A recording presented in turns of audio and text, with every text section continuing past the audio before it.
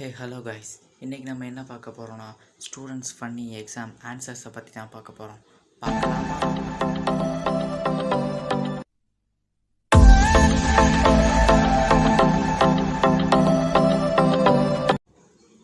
Ten words I can spell right are okay.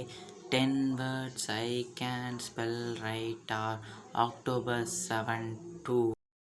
Sir இதுக்கு பருத்தி மூட்டை பேசாம குடோன்ல இருக்கலாமே. கைஸ், இப்போது 10 வேர்ட்ஸ் இங்கிலீஷில் அந்த டீச்சர் எழுத சொல்லியிருக்காங்க. அதுக்கு அந்த பையன் கொஸ்டினையே திரும்பி எழுதி வச்சுருக்கான். கரெக்டு தானே கைஸ்? 10 வேர்ட்ஸ் தானே எழுத சொன்னாங்க, கொஸ்டினை எழுதக்கூடாதுன்னு சொல்லவே இல்லையே. கரெக்டு தான் கைஸ். இது தமிழ் இலக்கியம் பற்றி எழுதுக.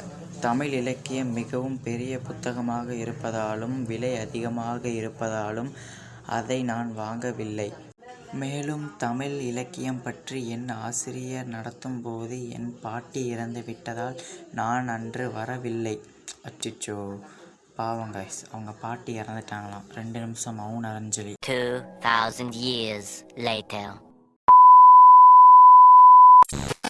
எனவே எனக்கு தமிழ் இலக்கியம் தெரியாது. ஆனால் என் வகுப்பில் படிக்கும் இலக்கியாவை பற்றி நன்றாக தெரியும். அவள் அழகை பற்றி வைரமுத்து அவர்கள் பாடிய பாடல் நினைவுக்கு வருகிறது. பார்த்தீங்களா காய்ஸ், இவன் எந்த இலக்கியத்தை பற்றி கேட்டால் எந்த இலக்கியாவை எழுதி வச்சுருக்கான்னு. எல்லாரும் இலக்கியத்தில் சண்டை வாங்கணும்னு குறிக்கோளோட படித்தா இவன் இலக்கியாவை இலக்கா வச்சு படிச்சுக்கிட்டு இருக்காங்க காய்ஸ். அதுக்கு கீழே வேற என்னமோ எழுதி வச்சுருக்காங்க காய்ஸ். இருங்க என்னென்னு பார்ப்போம். அழகே பிரம்மனிடம் மனு கொடுக்க போயிருந்தேன், நீ என் மனைவியாக வர வேண்டும் என்று.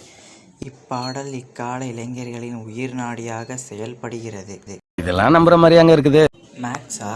Okay. Expand a + b whole n. அதுக்கு கீழே a + b ஹோல் n. என்ன பண்ணியிருக்கான்? a + b அதை கொஞ்சம் பெருசாக எழுதியிருக்கான். அதுக்கு கீழே இன்னும் கொஞ்சம் பெருசாக எழுதியிருக்கான். அதுக்கு கீழே இன்னும் கொஞ்சம் பெருசாக எழுதியிருக்கான். பிடிச்சிட்டேன் கைஸ். கொஸ்டினில் எக்ஸ்பேண்டுன்னு கேட்டிருக்கிறதுனால அந்த ஸ்டூடெண்ட் எக்ஸ்பேண்ட் பண்ணி எழுதியிருக்காரு. இருக்குது, இந்த ஸ்டூடெண்ட்டுக்கிட்ட ஏதோ ஒன்று இருக்குது. அடுத்து என்ன வேர்ட்ஸு? அதுக்கு opposite. Good, bad, black, white, original, China. China அதை மேம் ரவுண்ட் பண்ணி ஆர்டிஃபிஷியல்னு வேறு எழுதி வச்சுருக்காங்க. எஸ் காய்ஸ், இப்போ வர்ற எல்லா சைனா ப்ராடக்ட்டுமே ஃபேக் ப்ராடக்டாக இருக்குது காய்ஸ். இந்த மாதிரி ஃபன்னியும் கோவமும் கலந்த ஸ்டூடெண்ட்ஸோடைய ஆன்சர்ஸ் இவ்வளோ நேரம் பார்த்துட்டு இருந்தோம். இப்போ நம்ம வீடியோவோடைய எண்டிங்கில் இருக்கோம். அந்த சப்ஸ்கிரைப் பட்டன் அழுத்தினீங்கன்னா நீங்களும் ஹாப்பி, நானும் ஹாப்பி. அடுத்த வாரம் இதே டைமில் சந்திக்கலாம். Catch up later.